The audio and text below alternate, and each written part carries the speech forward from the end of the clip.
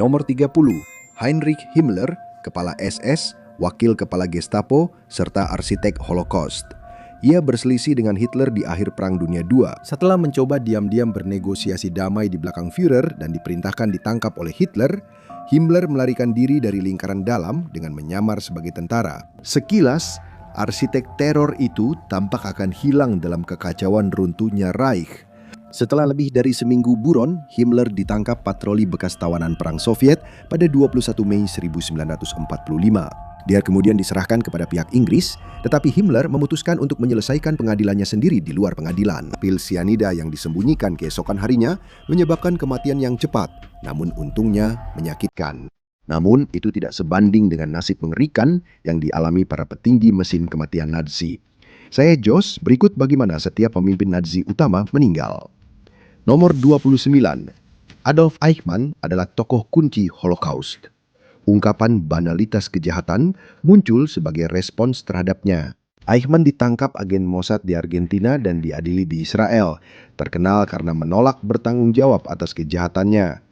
Dia mengaku hanya birokrat yang taat perintah. Tentu saja itu tidak berhasil.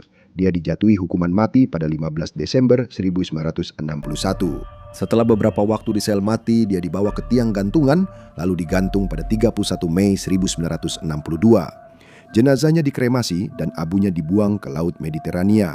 Jika Eichmann hanya memindahkan dokumen, Nazi satu ini mengenakan jas laboratorium dan membuat kekejaman jadi sangat pribadi. Nomor 28, Joseph Mengele dijuluki Malaikat Maut, terkenal karena eksperimen mengerikannya pada tahanan tak berdosa di kamp konsentrasi Auschwitz. Dia termasuk salah satu Nazi yang melarikan diri ke Amerika Selatan melalui jalur tikus. Namun, keadilan akan tetap mengejar setiap orang pada akhirnya dalam satu atau lain bentuk. Mengele menghabiskan tahun-tahun terakhirnya dalam keadaan bangkrut, paranoid, dan menderita.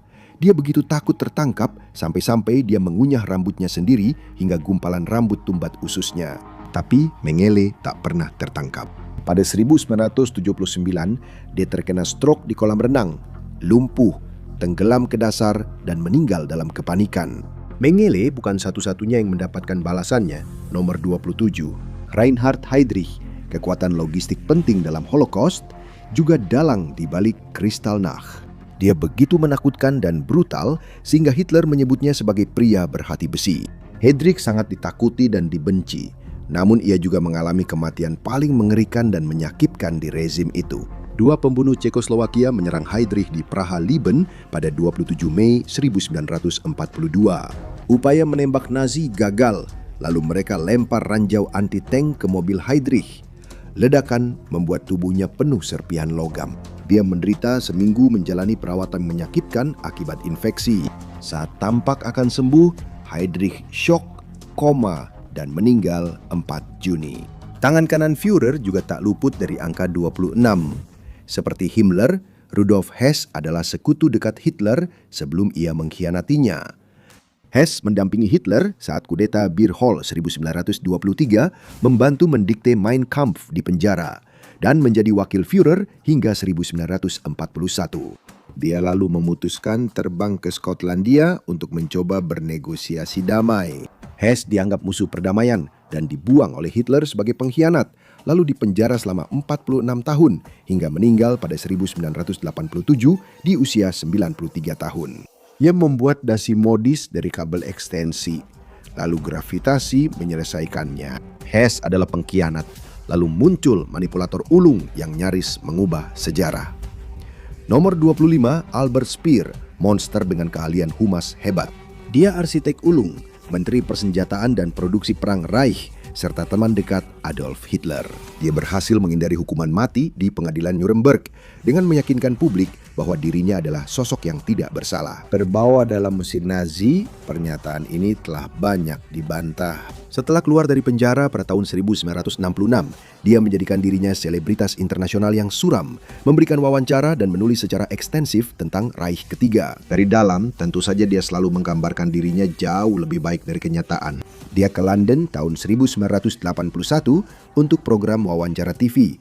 Di sana dia stroke dan meninggal 1 September. Jika kamu pikir sudah melihat kejahatan, bersiaplah. Tokoh berikutnya membawa semuanya ke level yang benar-benar baru. Nomor 24, Oskar Derlewanger disebut sebagai Nazi terburuk oleh beberapa orang, dan itu sangat menjelaskan segalanya. Dia adalah psikopat dan sadis seksual terburuk. Komandan Brigade Derlewanger, unit hukuman yang murni terdiri dari narapidana kejam. Dia dan anak buahnya melakukan kekejaman mengerikan di seluruh Eropa Timur, menumpas pemberontakan dan melakukan hal-hal yang tak terbayangkan terhadap warga sipil. Dia ditangkap pada 1 Juni 1945 saat mencoba melarikan diri setelah perang berakhir, ketika dia akhirnya berada di pusat penahanan yang dijaga oleh penjaga Polandia. Menariknya, Derlewanger meninggal karena sebab alami dalam 1 minggu. Namun sungguh, jika kamu dijuluki Jaga Warsawa dan jatuh ke tangan penjaga Polandia, dipukuli secara brutal sampai mati adalah penyebab wajar kematianmu. Derlewanger tewas secara kejam. Nazi berikutnya akan mati lebih lambat dan menyakitkan. Nomor 23. Joachim von Ribbentrop adalah menteri luar negeri licik yang menjaga kerjasama blok poros di Eropa lewat diplomasi gelapnya. Dia juga menjadi salah satu kekuatan utama di balik perang antara Amerika dan Kekaisaran Jepang setelah serangan Pearl Harbor. Nazi lain juga tidak menyukainya, menganggapnya bodoh dan membosankan. Namun, dia punya satu pencapaian yang tidak dimiliki Nazi lain. Ribbentrop ditangkap setelah perang, dan pada 16 Oktober 1946 menjadi Nazi pertama yang dihukum mati. Dieksekusi gantung di Nuremberg oleh Sersan Mayor John C. Woods dari Amerika Serikat yang tidak menjalankan tugasnya dengan baik. Penggantungan Ribbentrop tidak berjalan lancar. Lehernya tidak patah dan ia dicekik perlahan hingga meninggal dalam 14 menit. Keadilan datang, menyakitkan baginya. Tapi monster berikutnya ini nyaris tidak menghadapinya sama sekali. Nomor 22. Terlepas dari namanya, tidak ada yang menarik dari Walter Funk. Sebagai Menteri Ekonomi Reich, Presiden Reichsbank, dan Sekretaris Negara di Kementerian Pencerahan dan Propaganda Publik, dia memegang banyak jabatan, namun tidak pernah memakai tudung algojo. Saat pengadilan Nuremberg, dia menangis saat perannya dalam Holocaust dibahas, memunculkan simpati juri. Dia dijatuhi hukuman penjara seumur hidup, bukan hukuman mati. Tahun 1957, ia dibebaskan karena alasan kesehatan, meski kondisinya sebenarnya tak separah itu. Dia hidup 3 tahun lagi sebelum meninggal akibat komplikasi diabetes pada 31 Mei 1960. Beberapa monster mendapatkan hukuman mereka. Yang lain, seperti yang satu ini, justru menjalani hidup yang tenang. Nomor 21. Laksamana Angkatan Laut berbakat yang mengaku sebagai penggemar berat Hitler, Karl Donitz, ditunjuk sebagai penerus Hitler setelah sang Führer berpindah ke lubang api bawah tanah. Itu terjadi karena Göring, yang akan segera dibahas, baru saja membuat Hitler kesal. Jadi si ancaman berkumis itu sedang ingin siapa saja asal bukan Göring. Donitz menyerahkan Jerman kepada sekutu sebelum dinyatakan bersalah atas kejahatan perang di Nuremberg, meski ia bersikeras mengikuti hukum perang. Dia dihukum 10 tahun penjara sebelum dibebaskan dan pensiun di desa dekat Hamburg. Ia meninggal karena serangan jantung pada malam Natal 1980, usia 89 tahun. Selanjutnya, Nazi ini memutuskan untuk menghadapi keadilan dengan caranya sendiri. Nomor 20, Hermann Göring adalah sosok yang sangat kejam dan salah satu Nazi paling berkuasa dari semuanya. Gelar-gelarnya antara lain Panglima Tertinggi Angkatan Udara, Menteri Presiden Prusia, penguasa perburuan dan hutan Jerman, serta jabatan lain yang diinginkannya. Dia ditangkap setelah perang dan di pengadilan Nuremberg dinyatakan bersalah atas konspirasi, kejahatan terhadap perdamaian, kejahatan perang, dan kejahatan terhadap kemanusiaan. Dia dihukum mati dengan digantung meski meminta dieksekusi oleh regu tembak. Malam sebelum eksekusi, pada 15 Oktober, dia memilih meminum pil sianida agar tak merasakan sakit dan tidak pernah merasakan tali gantungan algojo. Nazi berikutnya lenyap hingga sejarah pun mencarinya. Nomor 19. Martin Bormann adalah salah satu kasus paling misterius di daftar ini. Kita tahu dia sudah meninggal dan jenazahnya ditemukan, tapi bagaimana caranya masih jadi pertanyaan. Sebagai kepala kanselariat Partai Nazi dan sekretaris pribadi Adolf Hitler, dia jadi bagian utama mesin perang Nazi. Dia lolos penangkapan, tapi divonis hukuman mati in absentia di pengadilan Nuremberg 1946. Dia menghilang selama puluhan tahun hingga jenazahnya ditemukan di Berlin pada 1972 dan diidentifikasi pada 1973. Kemungkinan besar alasannya karena mengonsumsi suplemen diet favorit si Nazi yang dihukum, sianida. Pembalasan bagi monster berikutnya akan brutal dan pribadi. Nomor 18. Rudolf Höss, bukan Rudolf Hess, adalah komandan Auschwitz, tempat lebih dari 1 juta orang dibunuh. Setelah bersembunyi dengan identitas palsu pada 1946, dia ditangkap Inggris, diekstradisi ke Polandia, diadili atas pembunuhan, dan dihukum mati pada 1947.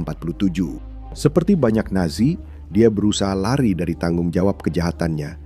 Namun, justru kebaikan orang Polandia di penjara yang membuatnya hancur. Baru saat itu, 4 hari sebelum eksekusinya, dia menyadari betapa mengerikannya kejahatan yang telah dia lakukan dan mengakui bahwa hidupnya memang harus diambil sebagai hukuman. Dia digantung di tiang khusus di depan 100 orang, termasuk banyak penyintas kamp siksaan. Jika menurutmu kekejaman sebelumnya sudah parah, yang berikutnya akan jauh lebih buruk. Nomor 17. Dideskripsikan oleh sejarawan Michael Allen sebagai, dan saya kutip, individu paling keji dalam organisasi paling keji yang pernah dikenal. Odilo Globochnik merupakan tokoh utama operasi Reinhardt, pembantaian terorganisir terhadap Yahudi Polandia dalam fase paling mematikan Holocaust. Kalau ikut lomba, orang paling jahat dan lawanmu Odilo Globochnik lebih baik menyerah. Dia kabur saat rezim Nazi runtuh, tapi ditangkap pasukan kavaleri Inggris di Austria 31 Mei 1945. Dia tahu bahwa mengingat betapa berat kejahatannya, dia sama sekali tidak punya harapan untuk bisa keluar dari situasi ini dengan selamat. Dia memang punya kapsul sianida dan memilih itu sebagai opsi terbaik. Jika kamu penasaran apakah Odilo masuk neraka, saat mereka hendak menguburkan jasadnya di pemakaman gereja, para pendeta memerintahkan untuk menguburkannya di luar area pemakaman karena menolak jasad itu dikubur di tanah yang diberkati. Menurutmu itu buruk? Kengerian selanjutnya akan membuat bulu kudukmu merinding. Nomor 16. Paul Blobel adalah komandan pasukan pembunuh keliling dengan 2 reputasi kelam terkenal. Dia yang mengatur pembantaian babi Yar di Kiev, pembantaian terbesar selama Perang Dunia Kedua. Dan dia juga yang mempelopori apa yang disebut sebagai mobil gas, sebuah kamar gas berjalan yang digunakan untuk mengeksekusi para tahanan. Dia mengaku secara pribadi atas 10.000 pembunuhan di pengadilan, melebihi gabungan semua pembunuh berantai Amerika sepanjang sejarah. Dia terbukti bersalah atas semua ini dan upayanya menutupi bukti Holocaust di pengadilan Einsatzgruppen 1947 sampai 1948. Pada tahun 1951, dia digiring dengan wajah muram ke tiang gantungan penjara, di mana dia mengalami jatuhan singkat dan hentakan mendadak. Kematian ini jauh lebih baik dan bermartabat daripada yang dialami ribuan korbannya, sementara kengerian terus meningkat. Pembunuh selanjutnya mengubah kekejaman jadi seni menakutkan. Nomor 15. Salah satu pembunuh paling berdarah dingin dalam sejarah dengan lebih dari 100.000 korban. Friedrich Jekin memimpin pembantaian terkoordinasi yang menebar ketakutan di wilayah Uni Soviet yang diduduki Nazi. Kekuasaan pembunuhannya menghancurkan banyak nyawa dengan metode yang sangat sistematis dan mengerikan. Ada hari-hari ketika dia melihat 25.000 tahanan dibunuh berurutan tanpa emosi. Tak ada air mata saat ia ditangkap Rusia pada April 1945 dan dibawa ke Latvia untuk diinterogasi. Itu mungkin berarti mereka sangat menyiksanya dan kami sama sekali tidak merasa kasihan. Dia diadili di pengadilan militer pada 3 Februari dinyatakan bersalah dan digantung di depan kerumunan 4.000 orang yang bersorak-sorai pada sore yang sama. Tidak semua monster langsung mendapat kabar itu. Nomor 14. Franz Stangl, mantan polisi dan komandan 2 kamp kematian brutal, Sobibor serta Treblinka, bertanggung jawab atas lebih dari 1 juta kematian. Sebelum mengelola kamp konsentrasi, dia adalah perwira SS dan anggota Aktion T4, inisiatif Nazi untuk membunuh difabel dalam program eugenika. Usai perang, dia melarikan diri ke Brasil melalui jalur pelarian dan bekerja di Volkswagen do Brasil hingga ditangkap pada 1967. Dia tak pernah mengakui tanggung jawab atas kejahatannya, beralasan hanya mengikuti hukum Jerman saat itu. Dia divonis penjara seumur hidup, sangat mempengaruhi kondisi Stengel yang sudah sakit. Kesehatannya memburuk dan ia meninggal akibat gagal jantung 4 tahun setelah dipenjara. Keadilan pun segera menimpa anggota Reich nomor 13 ini. Setelah Heydrich tewas di ledakan, Ernst Kaltenbrunner menjadi salah satu administrator Nazi terkuat. Dia bertindak sebagai kepala ketiga kantor keamanan utama Reich yang secara kolektif mengawasi kelompok-kelompok berbahaya seperti Gestapo, Kripo, dan Departemen Intelijen, yaitu SD. Catatan panjangnya dalam membantu dan mendukung kejahatan perang akan kembali menghantuinya. Pada 1 Oktober 1946, dia dihukum gantung dan dieksekusi bersama kelompok Nazi pertama. Hanya 15 hari kemudian setelah digantung dan dikremasi, abunya dikabarkan dibuang ke Sungai Isar di Munich. Daftar pemimpin Nazi yang tewas bertambah. Berikutnya adalah nomor 12, Joseph Kramer, dikenal sebagai si binatang dari Belsen, adalah mimpi buruk SS. Dia komandan kamp konsentrasi Auschwitz dan Bergen-Belsen, bertanggung jawab atas kematian ribuan orang.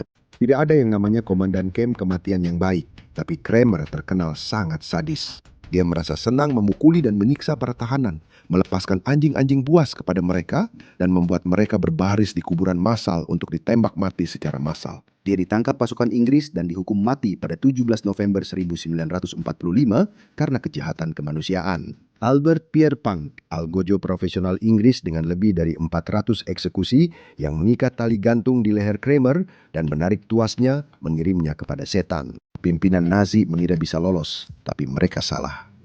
Nomor 11, Erich von den Bach-Zelewski merupakan pejabat tinggi Nazi dan pelopor perang keamanan Nazi. Inisiatif untuk melemahkan lawan ideologi rezim. Ia memimpin penindasan pemberontakan Warsawa tahun 1944 dan membunuh ribuan warga sipil. Ironinya, dia tak diadili di Nuremberg, tapi itu tak berarti dia akan lolos dari keadilan selamanya. Dia ditangkap dan diadili pada tahun 1961 atas perannya dalam pembersihan Ernst Röhm yang penuh kekerasan Malam Pisau Panjang.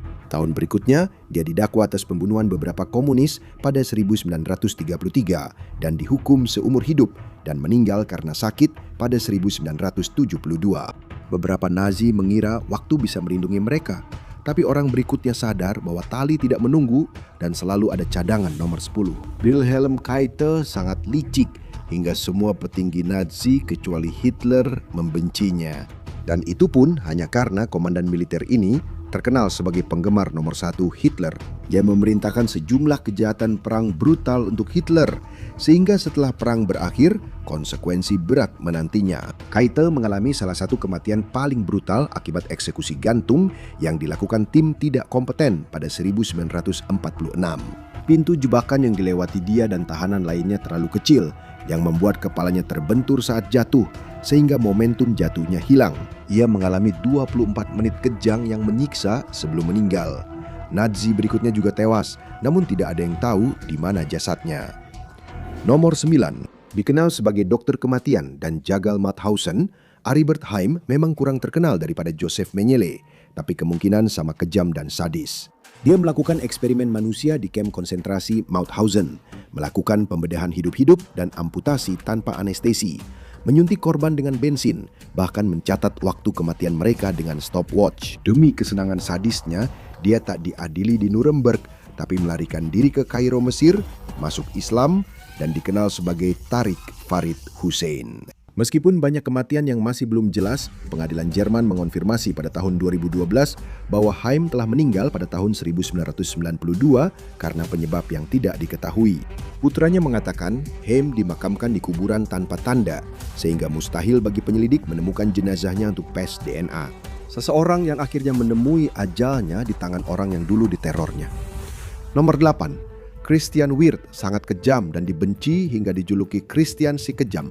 Di antara rekan perwiranya, dia dengan antusiasme yang mengejutkan dan penuh sukacita melakukan eutanasia massal pada penyandang disabilitas dan pembunuhan orang yang dianggap tidak diinginkan secara rasial oleh Nazi dalam operasi Reinhardt. Dia menjadi sosok yang menebar teror di seluruh Yugoslavia khususnya.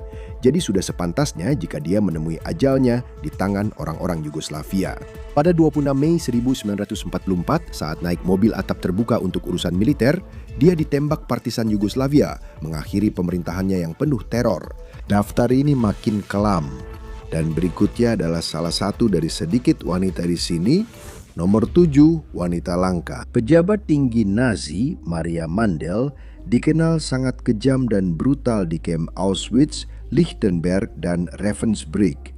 Ia dikenal karena memukuli tahanan sampai tewas, yang dianggapnya sebagai bagian dari tugas mendisiplinkan mereka.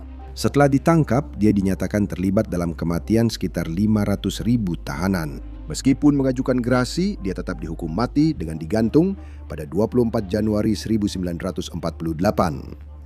Mendel membayar atas kebrutalannya, sementara berikutnya lolos dari hukuman. Nomor 6. Jürgen Fischer adalah pemikir Nazi dan direktur Institut Kaiser Wilhelm untuk antropologi, pewarisan manusia, dan eugenika. Teorinya tentang ras unggul Arya menjadi salah satu inspirasi filosofis terbesar bagi Hitler. Penelitian pseudo-ilmiahnya membantu membentuk eugenika Nazi.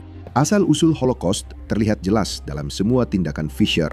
Sayangnya, meski anggota partai Nazi, ia tak pernah menerima konsekuensi atas perannya. Meninggal karena sebab alami pada 1967 di usia 93 tahun. Ia membantu mendirikan SS, namun tidak hidup untuk melihat perkembangannya. Nomor 5. Julius Schreck mungkin belum Anda kenal, padahal dia favorit Hitler. Schreck adalah seorang veteran Perang Dunia I dan pendukung awal Adolf di masa-masa paramiliter sayap kanannya. Ia bergabung dengan detasmen Badai, SA, lalu menjadi pemimpin pertama SS. Ia juga sopir pribadi Hitler dan dianggap teman dekatnya. Ia menderita meningitis pada 1936 dan meninggal 16 Mei. Tanpanya, siapa yang tahu akan menjadi apa SS nantinya?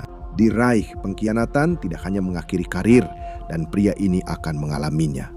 Nomor 4, Karl Otto. Koch adalah komandan kamp konsentrasi awal, berperan di Buchenwald, Sachsenhausen, dan Majdanek bersama istrinya yang juga sadis, Ilse.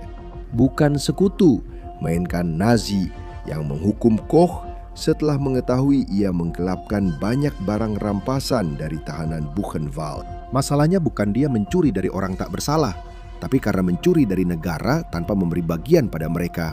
Ia ditangkap oleh atasannya dan dihukum atas penggelapan serta pembunuhan 3 tahanan demi menutupi kejahatannya. Ia dieksekusi oleh pemerintahnya dengan regu tembak pada 5 April 1945. Seminggu kemudian, kamp Buchenwald dibebaskan Amerika. Nomor 3. Amon. Good adalah komandan kamp konsentrasi terkenal karena perannya sebagai penjahat utama di film Schindler's List yang diperankan Ray Fiennes. Ia terbukti bersalah karena secara langsung melakukan pembunuhan, penganiayaan, dan penyiksaan banyak orang meski tidak teridentifikasi. Setelah memimpin kamp konsentrasi Krakow-Plaszow dengan tangan besi dan diadili di Krakow, ia digantung pada 13 September 1946. Kemudian tubuhnya dibakar dan abunya dibuang ke sungai Vistula. Kematian berikutnya bahkan lebih simbolis.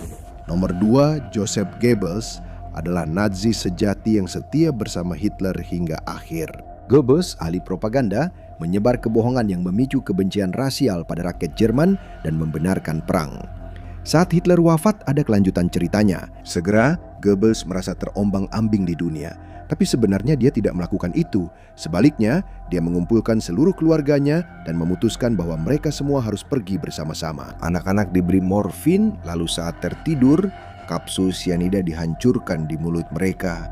Adapun Goebbels dan istrinya Magda ada beberapa versi, tetapi secara umum diyakini bahwa mereka meminum sianida.